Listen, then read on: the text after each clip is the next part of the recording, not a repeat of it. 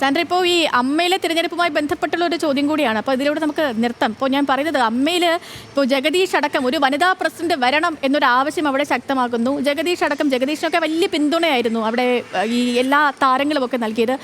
അദ്ദേഹം അടക്കം പത്രികയൊക്കെ പിൻവലിച്ച് ഒരു വനിതാ പ്രസിഡന്റ് വരട്ടെ, ഇനി അമ്മയെ ഒരു സ്ത്രീ നയിക്കട്ടെ എന്നൊരു രീതിയിലേക്ക് അവിടെ ചർച്ചകളൊക്കെ വഴിമാറി.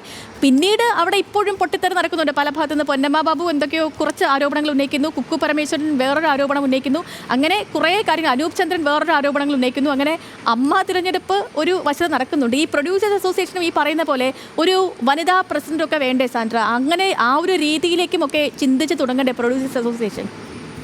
പോകുന്നില്ല. സ്ത്രീകൾ വരുന്നത് കൊണ്ട് ഒരു മാറ്റവും സംഭവിക്കാൻ പോകുന്നില്ല.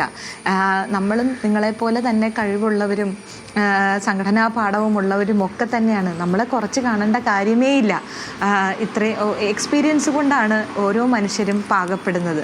ആ എക്സ്പീരിയൻസ് നമുക്ക് എല്ലാവർക്കും ഉണ്ടെന്ന് തന്നെ നമ്മൾ വിശ്വസിക്കുന്നു. ഇപ്പം അമ്മ അസോസിയേഷൻ്റെ കാര്യം പറയുകയാണെങ്കിൽ, വ്യക്തിപരമായി പറയുകയാണെങ്കിൽ ഉർവശി ചേച്ചിയെ പോലെ ഒരാൾ വന്നിരുന്നെങ്കിൽ എന്ന് ഞാൻ ഒരുപാട് ആഗ്രഹിച്ചിട്ടുണ്ട്. അപ്പം ഉർവശി ചേച്ചി ഒരു പരിധിവരെ നിൽക്കാനും തയ്യാറായിരുന്നു എന്നുള്ളതാണ് ഞാൻ അറിഞ്ഞത്.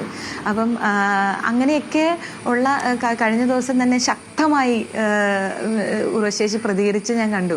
അപ്പോൾ അങ്ങനെയുള്ള ആളുകൾ വേണം സംഘടന തലപ്പത്തേക്ക് വരാനായിട്ട്.